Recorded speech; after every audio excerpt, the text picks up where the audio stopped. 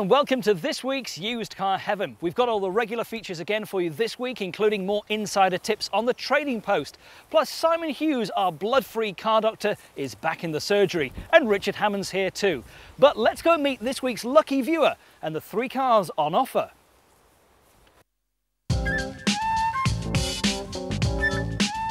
Meet computer programmer Howard Tomlinson. He currently owns a Honda CRX, a very capable motor, but he wants to move up a gear to something even more sporty. Howard's budget is £25,000 for a nifty 2-seater Roadster.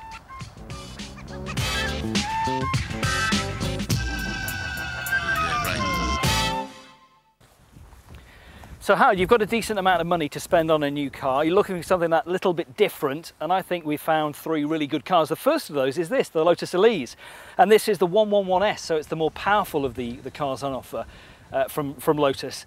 And it's something a little bit different, isn't it? It's not something you see every day. Nice styling, compact car, which I like. Very low as well, which is something I noticed straight away. Yeah, you really sit down into this car, don't you? Not sure about the fiberglass body shell and the condensation over the headlamp there. Possibly a sign of... maybe 1 or 2 troubles to come in the future. You never know. Reliability has been a problem on some of these cars. But it's an out-and-out sports car, although I'm not so sure that it's the sort of car that you'd want to use on a day-in, day-out basis. Well, if it's a choice between practicality and fun, then it's got to be fun. You go for the fun. Well, Absolutely. come and have a look what else we've got for you. Right, Howard, within your budget, I mean, the Lotus is the cheapest of the 3 cars that we've got on offer, and perhaps unsurprisingly, this Audi TT Roadster is the most expensive, at just over £22,000. But it's a lot of car for its money, and it's a good saving on the list price as well. And I think it looks great. Good, solid build quality, reliable. Obviously, you know, you've got the Audi badge, so it's a fairly safe bet. Quite common, which kind of puts me off. I would like to drive something that I don't end up at the lights behind another one on the way to work in the morning, that sort of thing. But the colour's a little bit different and the interior is a bit different. A lot of these sort of image cars from Audi and BMW and Mercedes are more style over substance, but I think that this car has got both in equal measure, as I think you'll probably find when you get to drive it. It's a lot of fun, this car, and this is the more powerful. 225 brake horsepower as well, so there's plenty of poke there. That sounds good. Come and have a look at this 3rd car. And the 3rd of those cars, Howard, is this, the Honda S2000. Now, you already drive a Honda, so I guess you're probably quite a fan of these cars, are you? Absolutely, immediate winner. You've got the reassurance of the little H on the end of the bonnet, always nice to see. Fantastic looking car. It is, isn't it? I mean, I think it's really stylish, isn't it? Love the interior. It's just immediately grabs me, and I think it's the sort of car I want to drive. It's obviously Honda's attempt to get in on the Roadster market. They didn't really have anything before they brought this car out. But, you know, they wanted to go head-to-head with Audi and with Mercedes and Porsche as well up against the box. And I think you'll probably find this is a car that really offers something when you get out and drive it. If it's anything like the one I've got at the moment, then it should be a lot of fun. And I think this is a good buy as well. £21,000 for this 2-year-old example. Good price it is. That does sound like good value for money. The proof of the pudding is how it drives. Jump in, let's go for a spin.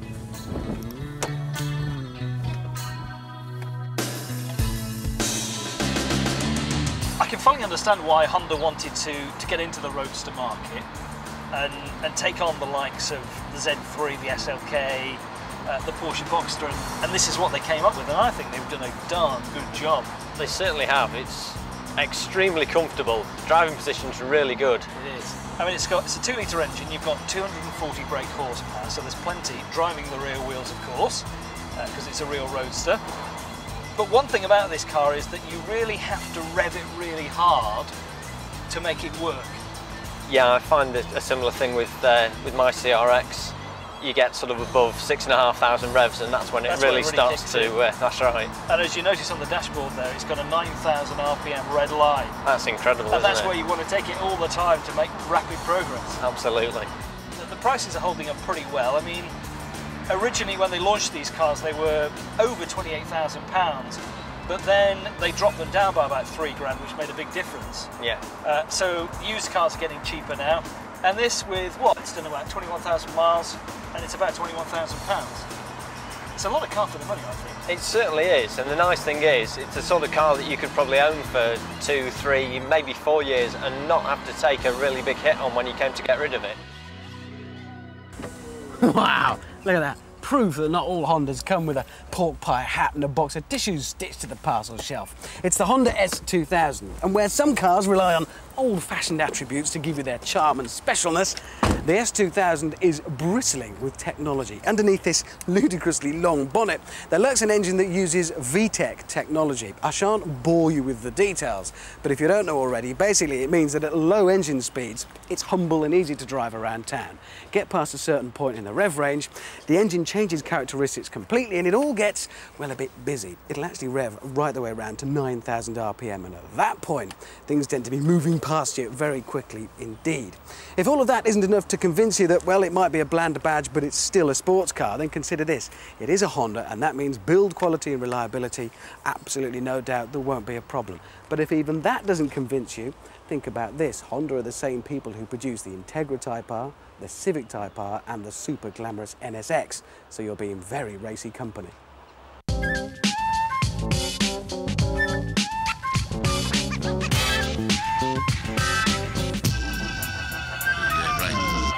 So Howard, you already own a Honda. What do you reckon to the Honda S2000? Fantastic. It's like a Civic VTI with some more brake horsepower, just what you need. 240 brake, there's plenty of poke there, isn't there? It certainly is. That's 968 territory, if I'm not mistaken. Yeah. I mean, what do you reckon about a car that you could use day in, day out? Without doubt, very comfortable. Aircon, all those kind of creature comforts, and it's quick as well. And not too badly priced, £21,000 for that V-Reg example? Price sounds very good, especially if we can get a decent trade-in on mine. Most important. You get a chance to drive the other two cars soon. But first of all, let's head off to Simon Hughes in the surgery. All sports cars are brilliant fun on a nice sunny day, but as you can see, in the rain, they can sometimes be not so much fun. So it's very important you've either got a hardtop or a really good hood. Now, this car had a really tatty hood on it, so I'm going to give you a couple of tips of how you can cheaply get a new hood fitted, or indeed do it yourself. To give you some examples, I rang round and I was quoted about up to £600. The cheapest was about £350 to have a hood fitted, which being tight, I didn't want to do. So on ringing round further, I managed to get one supply only from a specialist importer for £150 plus VAT. It had brilliant instructions with it, and you can't really go wrong. Couple of tips. You don't need any special tools. You do need some spray adhesive though, some spray gluing like an aerosol, comes out like spray paint. And you will need, say, an electric drill, that's it, and a hammer. Basic socket set, but nothing, no trim tools, nothing like that. Basically what you need to do first of all is remove the hood frame off the car. So it's easy. You've got a couple of bolts each side here where it pivots, then you've got about 15 or 20 10mm nuts all the way around the back here. The whole hood then just lifts off, and I just plonked it on a table upside down. Following the instructions, you just basically undo rivets and fastenings and old glue, things like that. Take the old hood off and do exactly the reverse, fitting the new one. So you just drape the new hood over the hood frame so it fits into place, and then you glue it along the front. There's a lot of screws to put in. Put the nuts back on here, fasten the pivots on, and it's a two-handed job just to lift it back on, but realistically you can do it in 3 or 4 hours. So when this is up and it's in place, it looks very effective. It doesn't look like £150 worth, it does look like £600 worth, so you quite easily saved yourself, you know, £450, even if you've got to buy a couple of tools to do it with. So I'd say have a go at it, but make sure it's a sunny day. Thanks, Simon, and there'll be more from our car doctor at the same time next week here on Used Car Heaven. Well, here's a chance now for Howard to get to drive the Audi TT, but in the meantime, here's Richard Hammond with a lowdown on this car. You know how usually a manufacturer will bring out a new crazy concept car and we all say, ooh, an R and ain't it lovely? And then they bring out the real car and it's nothing like it. Well, that's precisely what didn't happen with the Audi TT, because we saw the concept and what we saw was pretty much what we got. The result, well, it looks incredible both outside and inside. But it's not all crazy pose and no substance. You're also getting Audi's now legendary build quality, so it is beautifully put together and there are little designer touches everywhere. Interestingly though, of the 3 cars we're showing you today, this is the one with the most radical beginning, but actually it's by far and away the most sensible. It's the only one with a really decent sized workable hatchback boot. So not only can you look all trendy and designer, you can also convince yourself you'll be really sensible with this car. Of course, quite a lot of people have seen these qualities, quite a lot of people have bought them. It's very popular, which is both good and bad. Good, because they must be doing something right. Bad, because you're not exactly going to stand out from the crowd. So Howard, you've had a chance to drive the car now. What do you think of the TT Roadster? Do you like it? I do. Initially, I had some reservations about the driving position, the visibility, and to some extent the interior of the car. But having been sat in it for a little while, the initial qualms about the visibility and the position, I'm fairly comfortable now. I mean, I think that this car is quite good value for the money. I mean, considering there's about over £29,000 brand new, and this could be yours for somewhere around about £22,500. It's done slightly above average mileage, but I think it's a pretty good price. What do you think? It's not a bad price. The mileage is heading that direction, but it's still not excessive. What do you think about the way that it drives? I mean, the power and the steering and the gearbox, how do they feel? The power's great. Once the turbo starts spinning, it really does pick up, and it's like a good kick in the back. Steering's nice and solid, and it sits very nicely on the road. You just turn in really hard, and it just grip, grip, grip right the way through the bend. Fantastic.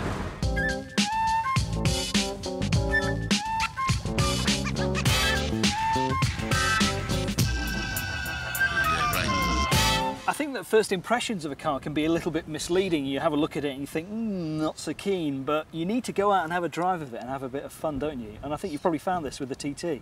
Yeah, very much. Initially I sat in, didn't like the driving position, not too keen on the interior, but having spent some time with the car, it certainly does grow on you. And it's quick, isn't it? It feels powerful. It is. It's surprisingly quick, actually. I didn't think it'd be as quick as it is. What about the turbo lag? Do you think that's a problem? Could become an irritation, I think. Hard to say. Again, maybe with time you'd sort of find some way of getting over it. What else don't you like about the car? It's not a great colour. It's not? Got a tendency to look almost matte from certain angles. Dull grey, not great. And it, you know, it could affect the value of the car in years to come as well. Possibly. A silver or a black one is far more desirable, isn't it? Silver seems to be a safe bet these days. OK, well, you've had a chance to drive a couple of the cars, Had, and the Lotus Elise you'll be driving in part 2 of the programme. So join us then here on Used Car Heaven, when we'll also be having some insider tips from the Trading Post.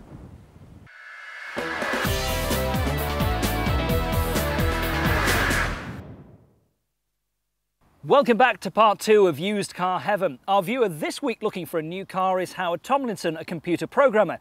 He's already had the chance to drive the Audi TT Roadster and the Honda S2000, and soon he'll be driving the Lotus Elise 111S. But before that, Richard Hammond has come up with a different car that he thinks Howard should buy.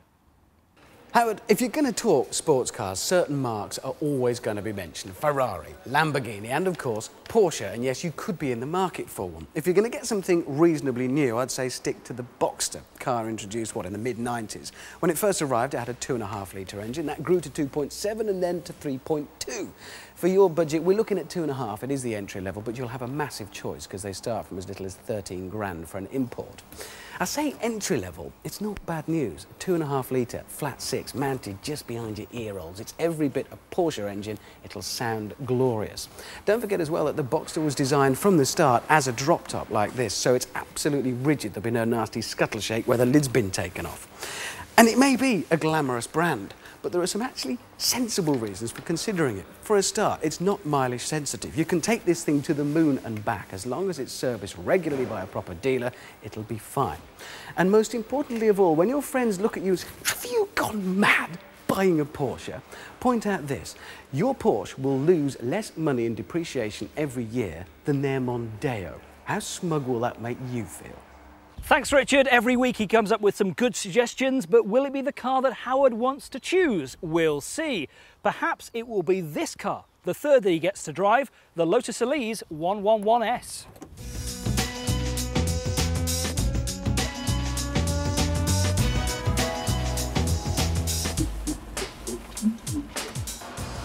Now, Howard, if you wanted a car with all the creature comforts on, you know, with all the usual things you would find in a car, electric windows and a nice heater and air conditioning as standard, you wouldn't buy a Lotus Elise, because this doesn't have any of that on it. You're not kidding. It is positively sparse in here, isn't it? It is, isn't it? It's very raw, it's very basic, but some people might like that. I don't know about you. What do you feel about it? The driving position's fantastic. I feel really nicely positioned in the car. I feel like I'm part of the car. You feel like you're almost on the road, don't you? You do. The feedback's tremendous. Every little turn, the car's talking to you.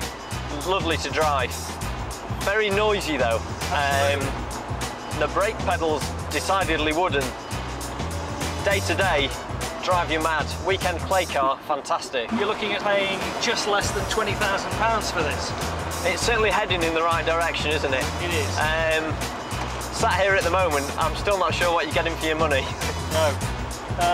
The badge, a reasonable engine, Rover's K-Series engine, I suppose, and not very much else.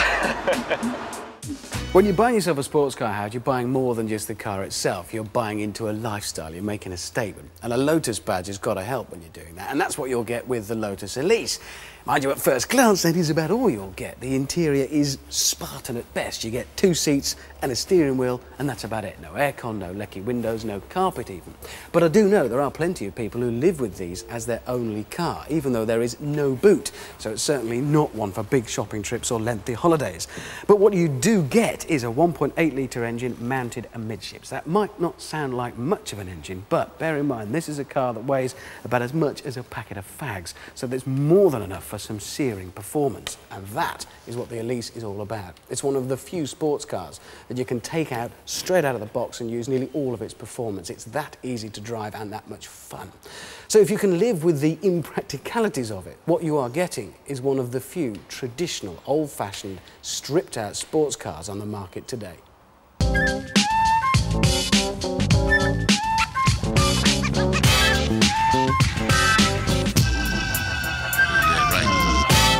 Well, I think we've come up with 3 very different cars for you today, Howard, and I think that's the rawest and purest sports car of them all, isn't it? It certainly is. Impossible to get into it, impossible to get out. It's a nightmare, isn't it? The interior's positively sparse, but it's absolutely fantastic to drive. I just couldn't stop grinning. It's a real thrill. It is, but as an everyday car... Drive you nuts. Very noisy. And what about the sort of price for that? I mean, just under £20,000, would you be happy paying that sort of money for that car? You don't feel like you're getting an awful lot for your money, to be honest. You don't, do you? There's a lot of fun in there, but there's not a lot of substance. Well, I kind of get an inkling about what is going to be your preferred choice, but don't tell us just yet. That's all to come. But let's now get some more insider tips on the trading post. This week, I'm going to be talking about the new Mercedes C-Class. A very attractive little saloon car, very desirable with very strong residual values. If we look at the light here, there's been a lot of changes from the old C-Class. This is the teardrop light, which was represented across a lot of the range of the Mercedes range. And also the wing mirrors, there is an indicator embedded into the wing mirror. Those are the 2 distinctive features of the car.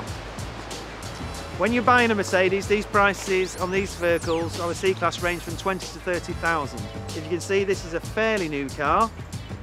You can save yourself a few £1,000s by buying a demonstrator. With a little bit of hard work and a bit of negotiation, dealers tend to want to shift their demonstrators more so than their other cars.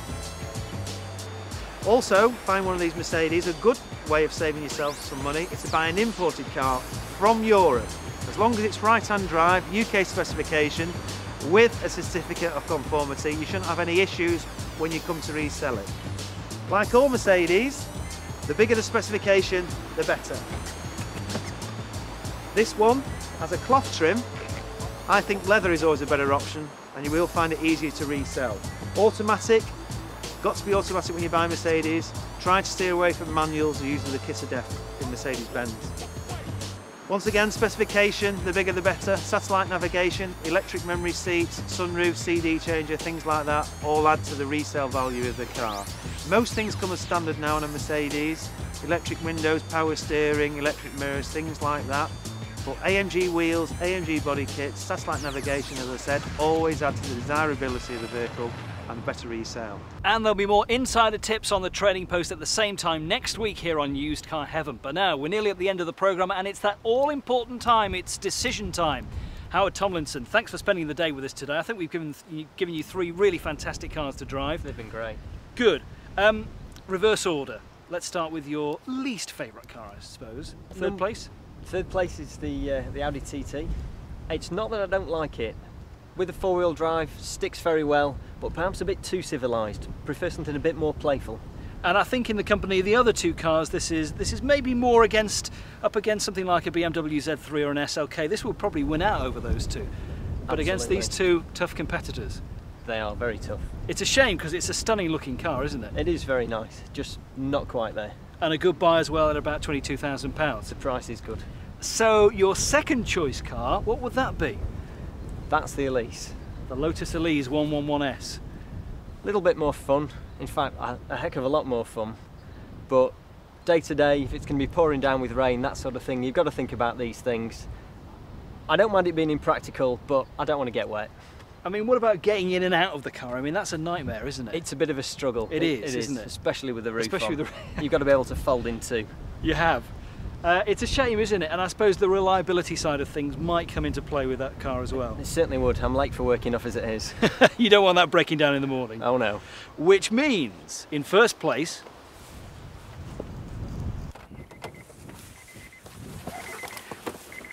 well, it's this, the Honda S2000. It's fantastic. You really love this car, didn't you? Just straight from seeing the three cars, I was just drawn to this one. Couldn't tell you why, it's just got something about it. I could see why, to be honest. I mean, the thing that maybe disappoints about this car is the sort of the interior look of it. I mean, it's a bit plasticky and a bit cheap, isn't it? But typical Honda, yeah, a bit plasticky, it's but what you come to expect, isn't it? you can forgive it with the way it drives. It's a lot of car for the money, isn't it? £21,000 for this. It certainly is, and it's got it all. It's fun, it's practical to a reasonable extent. What more could you ask for? Howard, thanks very much for your time today. I think you. you've made a good choice. That's it for this week's Used Car Heaven. There'll be more fantastic cars to choose from at the same time next week, but you've had all the fun today. I think it's about time that I had a drive of this. Let's go.